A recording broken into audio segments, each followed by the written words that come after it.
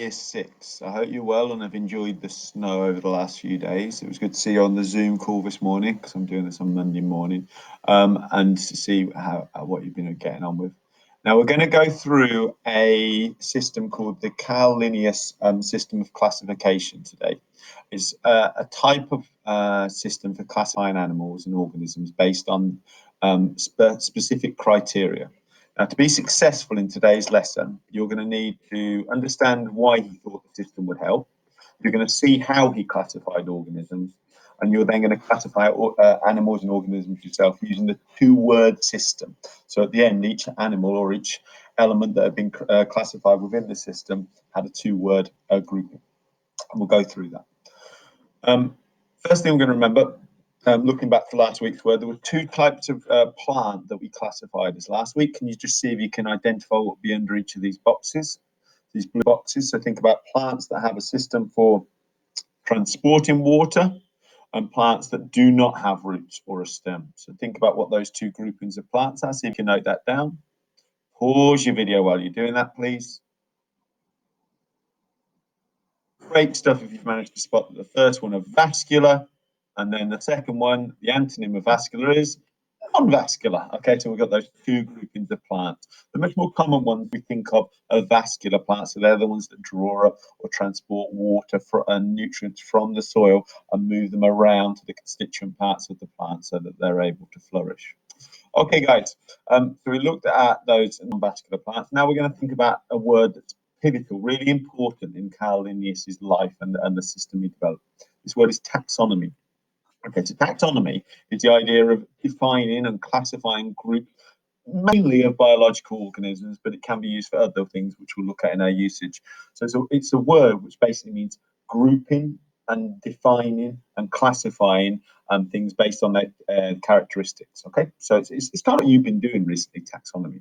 Now, if you look at taxonomy and you break it down as a word, taxis, this is derived from the ancient Greek, means order or arrangement. So you can see order would be something that we also see sometimes if you think of within, tax we think of when we pay money.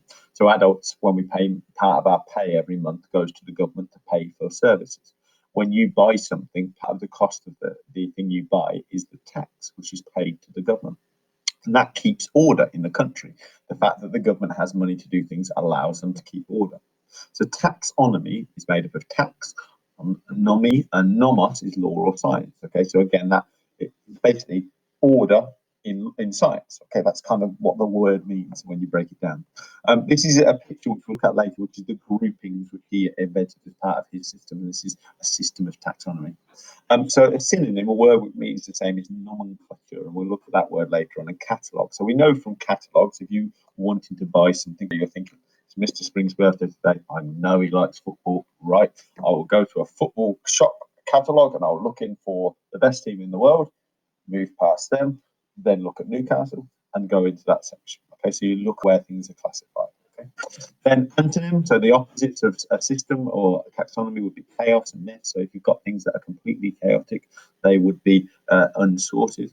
And then look for a sentence where it's used. So when trying to create a taxonomy of emoticons, the easiest method is to go with the categories of emotions that the instant message smileys are designed to convey. So if you think about smiley faces, they're showing happy ones. If you think about the grumpy faces, they're showing grumpy, unhappy, angry faces, angry emotions. Okay, so that's a way of subdividing emoticons. Okay, guys, our first task today, look at the word species and try and break that down yourselves. So try and break the word species down. Think about where, with species, you might have seen the beginning four letters of that word. Species, where have you seen SPEC for that word part? Think about where you think that. Maybe hold off doing this until you've completed the rest of the lesson. Okay, so thinking back to CAROLI Linnaeus when he was beginning his life, and why do you think it was important? Okay, we'll have a look at these organisms. Do you know what kind of one each one is? So we've got his name for pillbug, showbug, granny grey, woodbug. You know what they are? Parson pig, carpenter bug, Google bug, butchie boys. You know what they are? To be a great scientist, I know Chloe's a fantastic sorter of things, very structured person. I know Moyes is very structured with all of his learning. Do you know what these are? Do you know what these 8 beans are? Because the interesting thing is, they're all the same. Okay, the woodlouse, they've all got the same name, but in different parts of the world, they've got different names. And that's a bit confusing. So before scientists classified, there was no way of, if a scientist in one country was talking to a scientist in another country, they couldn't think about what they were talking about. And therefore, they called things different names, even though they were the same things. So they couldn't share their learning. It's really important we have a common language when we're learning together. Otherwise, we confuse each other and we can't share that learning. So we've got these scientists who look like this. They're confused. They've got questions, but they've got no answers. At the moment, they couldn't answer questions because they couldn't borrow the learning from each other. Okay, then this is Carl Linnaeus, fantastic hair, isn't it? I think it's probably a wig. But he was born in 1707, so 313 years ago in Sweden. So he was born in Sweden. He's known as the father of taxonomy. Now, that doesn't mean his child was called taxonomy. I don't think it was. It means that he began the study of sorting within science. Okay, the identification, naming, and classification of organisms. He developed a system for classifying organisms, which is what we use now. So 313 years later, his system is still the one that we utilize. He always liked plants, so he would have been one of these scientists similar to the ones we've looked at previously, which would be called a botanist. Well done. Yeah, so he was a plant lover, but he also liked animals, and he learned all the names of them, which his father, or he learned all of them from his father, and they all had these really long Latin names because a lot of science in the past had been recorded by people who could only write or could write in Latin because that's the primary written language. When he got older, he went to all these different places, and they might have had different names, and he found that was a bit confusing. So again, he was a scientist looking confused. And he decided it would be easier. So when he was born in 1787, so when he was about 28 years old, he wrote this system, Natura. So he wanted to make it easier. It's an 11-page booklet, so it wasn't huge. It wasn't one of these huge tomes that was hundreds of pages long. It was an 11-page booklet outlining this system for classifying organisms. He added more and more organisms into that book as he studied on until it did become really, really big. So he started as a small system and then it grew bigger and bigger. Systema Natura. And if you see system, Systema, system, and then you see Natura, so natural. So it's basically a system of nature. And this is kind of how it breaks down. And we'll look at how this breaks down with some words, but then as some examples. So it starts with the kingdom, the order, the genus, and the species. It actually breaks down slightly more than that within it. Okay, so if we think about the kingdoms, all of them, all animals, and then by the time we're looking at order, it might be what they consume, so what they eat. By the genus, it's the type, and then the species is really specific to that particular being that we're looking at, that particular group. Okay, so it's kingdom, whether it's plants, animals, or minerals. Some of you might have played a game before where you guess, so you've got something in your head or you write on a piece of paper and you give somebody yes, no answers and they've got to guess. First question might be, is it a plant or an animal? Second question, if you know it's an animal, or is it plant, animal, mineral? So you've got to try and guess what it might be. And you split it down, and that's how we classify, and that's part of that system. He also came up with this new way of naming things. Part of the confusion in the past hadn't just been that things weren't sorted, it was that even if they were sorted the same way, if you gave them different names, it'd be confusing. If in one place this is called a blue pen, but in another place it's called I don't know, blue biro, if I'm speaking terrible French, then my French scientist might not be able to speak to my English scientist. But if I give them standardized names, so he used Latin, because that was the language that was used around the world, or was understood similarly around the world because it was the historic language, then it meant everybody could share that understanding. Okay? And he limited it, rather than having long names, he limited it to 2 words. Now, 2 is a word that's quite interesting there, because if we look at the technical system name was binomial nomenclature, and binomial, that's a bi, and we think of bicycles, 2 wheels. We think of another one.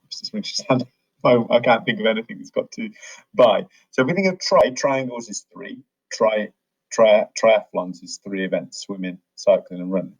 Now, bicycles has 2 wheels. Biathlons are a type of event where you do 2 events: you run and you either ski or you shoot. And there's lots of other things where bi is the prefix, which indicates that that's 2. So it shows you the prefix of 2. So binomial nomenclature. Okay, nomenclature within that word, nom, naming. So binomial means 2 ways of naming and sorting. Okay, so 2 two parts of a naming. So rather than having a huge name that could get lost, you only have 2 words for your name.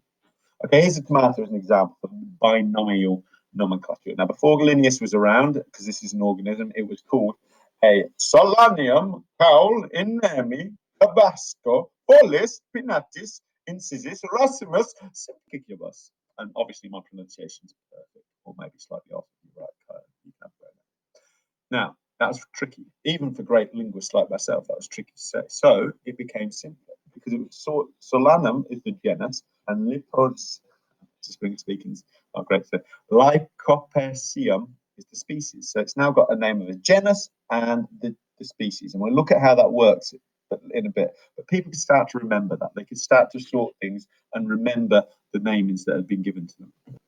Now, the scientists thought it was a lot easier because eventually what it allowed, they could talk to each other, they could share ideas, they could develop each other's ideas. We didn't have computer scientists anymore. We got rid of them, thanks to Linnaeus. Okay, it allowed for collaboration. Okay, so these are the 7 groups. So we start with the kingdom. So the kingdom, if we were thinking about animals, would be all animals.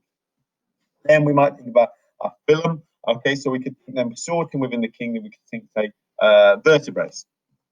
We then go to the class. Now, the class of animal might be within the vertebrates, it would be the mammals. Going down to the order would then be of those mammals, the meat-eating mammals.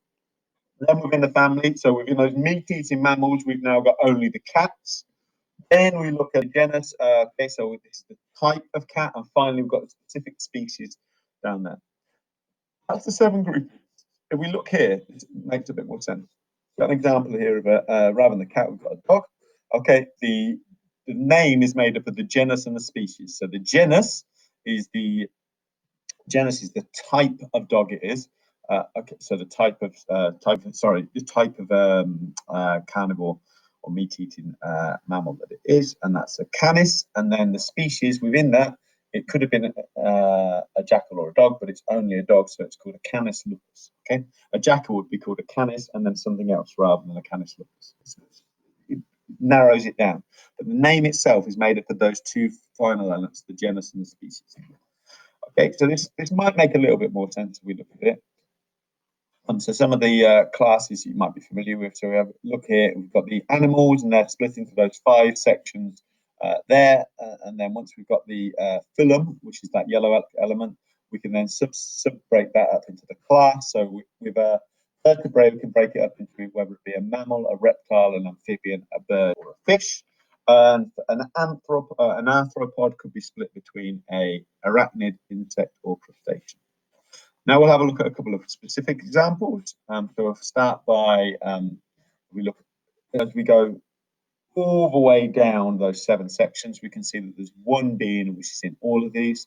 We start with animals. We go onto the phylum of vertebrates, and we still see that we've got our many animals in the mammals, the meat eaters, then the cats within the meat eaters. Finally, we've only got 3 cats to choose from within the genus, and finally we end up with the lion, and that then becomes Panthera, because that's the genus naming, and then the Panthera leo, because that's the species. So Panthera leo would be the name. And if I was speaking to somebody in a different country, whether it be Egypt, whether it be China, then the Latin name I would give to a lion would be a Panthera leo, and we would both know what we were talking about if I wrote it down or I said it.